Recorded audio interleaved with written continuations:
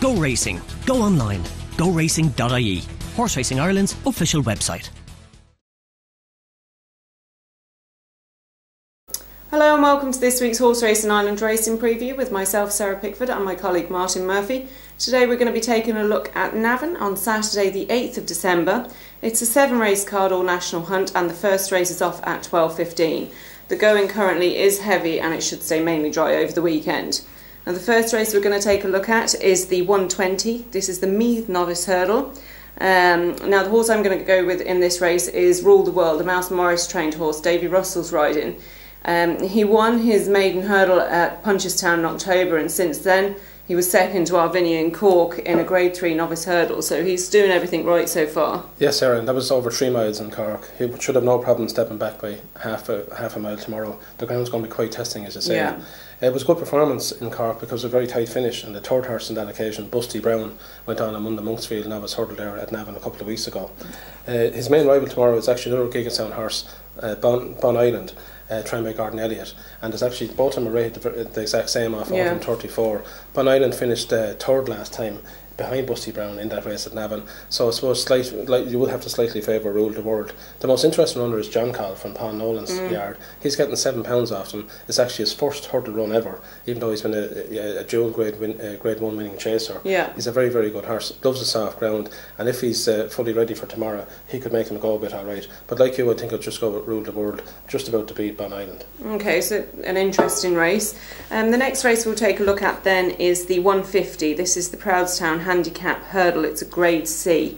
I think I'm going to go with the Gordon Elliott trained Royal de Me in this race. Jane Mangan takes £7 off his back. Now he is wearing the second set of colours for Gigginstown, but you know, he's been running in some really competitive chases, although he's going back over hurdles. He's got a lot of ability. He has loads of ability, and I think that the most important thing here, he runs off a mark £30 lower than his chase rating. I think that's why Gordon Elliott has seen the opportunity here. Just a bit like Bog Warrior last week with Tony Martin, he won easily off a much lower hurdle rating at Ferryhouse last Saturday, and I think Roy de Me is obviously trying to do the same. Jane Mangan on board claiming 7, and obviously Jane's much improved rider and well worth her claim. So off just 9 stone 13 tomorrow, he makes plenty of appeal, and even though it's 20 runner race, he's going to start favourite. However, the one I do like is actually the other one of Gigginstown, Start Me Up, from Charlie Swan, with Ben Dalton taking £5 off his back. This one has been running well over fences as well, although he didn't run so good in the Tri-Town Chase a couple of weeks ago. I think 3 miles will suit him well. Soft ground's no problem to him at all, and he's got a good chance. Cool Avenue is an improving horse. Jetson off top weight is a very decent horse as well and could go well. And down towards the bottom, the Bella from Joanna Morgan has an each way chance. So it is wide open. Roy de Me is the obvious one, but I'll go with Start Me Up. Okay, so the next race then we'll take a look at is the 225. This is the Irish Stallion Farms European Breeders' Fund Novice Chase. There's a few in this that catch your eye, but I think I'm going to go with Oscar's Wells. He sort of jumps out, the Jessica Harrington trained horse. He did have a bad fall last time out, but he's some great form over hurdles, and he has won as well over fences. He was almost a Cheltenham winner there 2 seasons ago. He is a high class horse. He ran well in the champion hurdle even there last year and finished 5th or 6th. And he got a very heavy fall, there's no question about that. And you would have to really worry about that because obviously a fall could affect his confidence. However, he did win well at Punchestown before that, and his hurdles form is so far ahead of these, he should win. However, Dylan Ross is a decent horse in all meads. He won well here last time and beaten Lord Windermere. You can see Paul Carby giving a very patient ride again tomorrow and trying to challenge after the last fence. Whether he's good enough to deal with Oscar as well is open to question. The other one is Jessica Harrington's other runner here, Gennari. He's not a bad horse either. He didn't jump all that well when third at Punchestown last time, but is better than that and could go well. But I think, like yourself, Oscar as well, if he's anywhere near his best, should win this. Okay, and is there anything else on the card then that you like? Well, there's 1 or 2 horses here, Sarah, interested in coming back after a couple of months break, and there's one of William Munns in the very first race, 1 and 2, who impressed everybody when he won as 4-year-old bumper at January the 8th last year. He won it by a very wide margin on that occasion.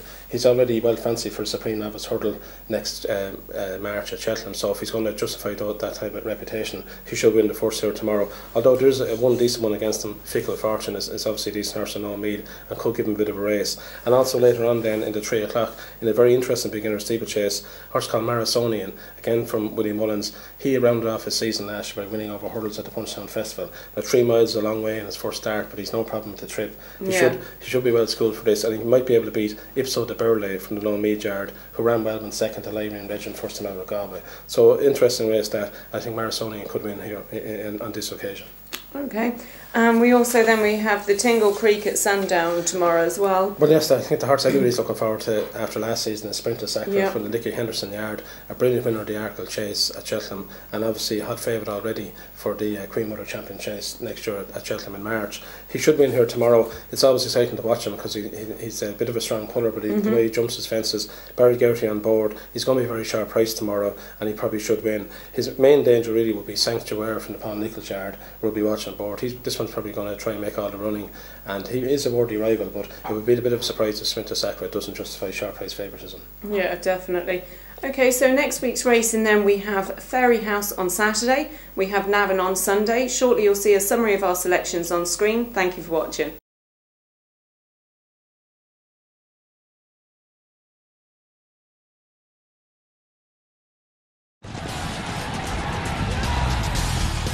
Go racing. Go online. GoRacing.ie. Horse Racing Ireland's official website.